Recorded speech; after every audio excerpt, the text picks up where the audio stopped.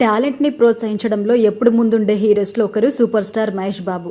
తనకంటే చిన్నవాళ్ళని ప్రోత్సహించడంలో, తనతో సరిసమానమైన హీరోలని ఎలాంటి భేదభావాలు లేకుండా ఆనందించడంలో మహేష్ బాబుని మించిన వాళ్ళు ఈ జనరేషన్లో లేరు అనడంలో ఎలాంటి సందేహం లేదు. ఇదివరకు ఎన్నో సందర్భాల్లో ఈ విషయం రుజువైంది. రీసెంట్ గా మహేష్ బాబు నా అన్వేషణ యూట్యూబ్ ఛానల్ ని ఫాలో అవ్వడం మొదలు పెట్టారట. వివిధ దేశాలకు పర్యటిస్తూ కొత్త కొత్త విశేషాలను జనాలతో పంచుకుంటూ నా అన్వేషణ ఛానల్ ద్వారా దేశంలోనే నెంబర్ 1 ట్రావెలర్ గా మారిపోయారు అన్వేష్. కేవలం 2 ఏళ్ల కాలంలో ఆయన ఇంత రేంజ్కి ఎదగడం సాధారణమైన విషయం కాదు. ప్రతి దేశానికి వెళ్లి అక్కడ ప్రజల ఆహారపు అలవాట్లు, వాళ్ళ నాగరికత, సంస్కృతిని కోట్లాది మంది తెలుగు ప్రేక్షకులకు పరిచయం చేస్తుంటారు ఆయన.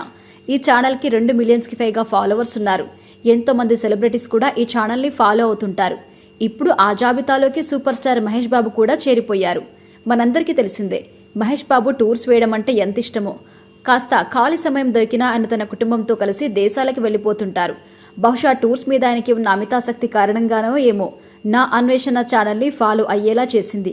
ఇదంతా పక్కన పెడితే సూపర్ స్టార్ మహేష్ బాబుతో ఆయన త్వరలోనే ఒక సినిమా చేయబోతున్నారు. ఫారెస్ట్ అడ్వెంచర్ జోనర్ లో తెరకెక్కే ఈ సినిమాలో సౌత్ ఆఫ్రికా నేపథ్యం కూడా ఉంది. అక్కడే ఎక్కువ కాలం కూడా షూటింగ్ చేయొచ్చు. నా అన్వేషణ ఛానల్లో సౌత్ ఆఫ్రికా టూర్ కి సంబంధించి వీడియోలు కూడా చాలా ఉన్నాయి.